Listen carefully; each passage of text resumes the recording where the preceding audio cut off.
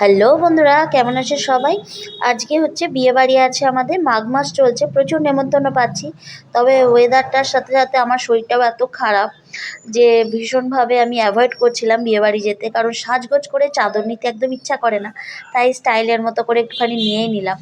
বিয়ে বাড়ি পৌঁছে গিয়ে দেখো ডেকোরেশনটা এত সুন্দর, আমার ভালো লেগেছে যে একটুখানি ভিডিওই করে নিচ্ছি, কারণ সাজানো গোছানোটা আমার ভীষণ ভালো লাগে। সুন্দর ডেকোরেশন চোখে বেশ নজর কাড়ে।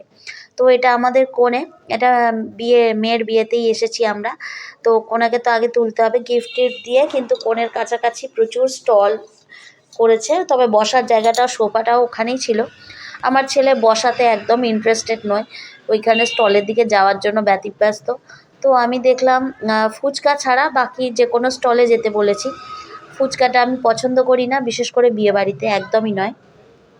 তো আমার ছেলে একটা পকোড়া স্টল বললো আছে, ওখানে যাবে। তো গিয়ে দেখলাম ওখানে মানে চিকেনের সেই পোড়া পোড়া চিকেন। তো আমি কোনো ইন্টারেস্ট দেখালাম না, তো যাই হোক। তো ছেলে যখন গেছে তো আমি ভাবলাম যাই, আমিও একটু যাই।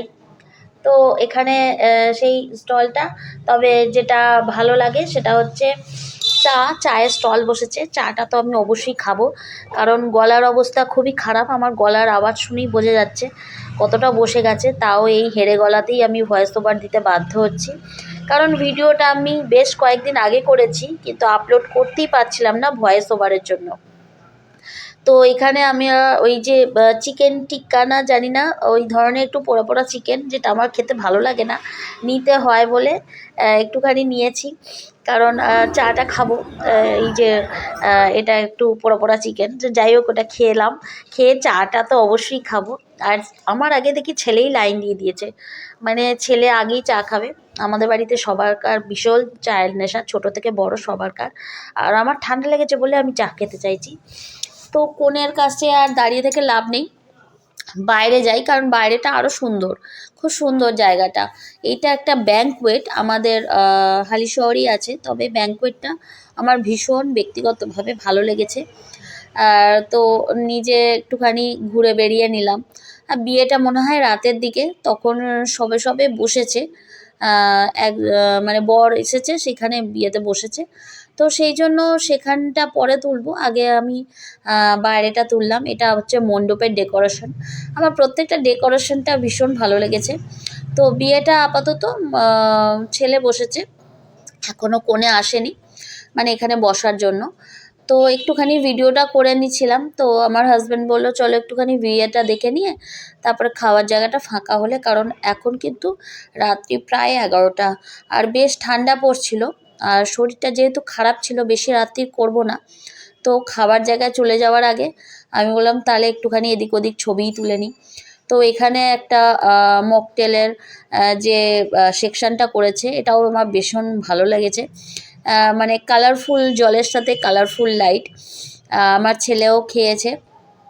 তো আমি ভাবলাম যতই গলা ব্যথা হোক একটুখানি নিয়েই নিই, খাওয়াটা একটুখানি না সামলে করাটাই ভালো। গলার অবস্থা ততটাই খারাপ হয়ে যাচ্ছে এইসব খাওয়ার চোটে। তো দেখো এখানে একটা পুল আছে, তার মধ্যে ফাউন্টেন করা আছে। তো সেটা আমি তোলবার চেষ্টা করলাম, অন্ধকারে কতটা উঠেছে আমি ঠিক জানি না, তবে লাইট ছিল না যে তা না, তবে দূরটা কতটা ভালো উঠতে পারছে জানি না। আমার ছেলে বললো চলো খেতে বসি, নাহলে রাত্রি হয়ে যাচ্ছে। তো খাওয়ার জায়গায় চলে এলাম, এটা বসে পড়েছি খাওয়ার জায়গাটা। এটা খাওয়ার জায়গাটাও খুব সুন্দর, ফুল এসি, কিন্তু এসি চলছিল। সবচেয়ে বড় ব্যাপার হচ্ছে আমার এই ঠান্ডা লেগেছে, তার মধ্যে এসি চলছিল।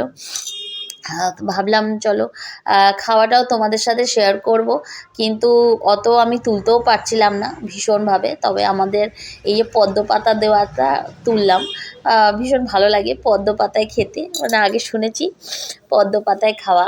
তো পদ্ম পাতা দিয়েছে আর ফিশ ফ্রাই দিয়ে খাওয়া শুরু করেছি। তবে আমি অর্ধেক আইটেমই নিয়ে নিই, কারণ আমার শরীরটা ভালো ছিল না, আর এসির মধ্যে আমার ভীষণই সমস্যা হচ্ছিল।